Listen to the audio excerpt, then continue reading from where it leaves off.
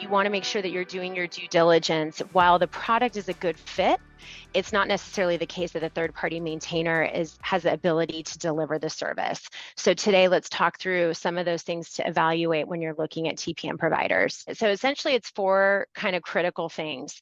And given your scenario, you have a global footprint, right? So first thing is you want to make sure that that TPM provider has a global footprint to match your sites and deliver on the SLA that you agree to.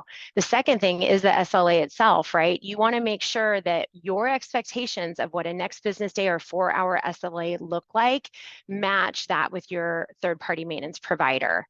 The third thing is field engineering resources. Do they have the appropriate engineers on staff to not only troubleshoot your issues, but also deliver smart hands field engineering resources on site if you need that?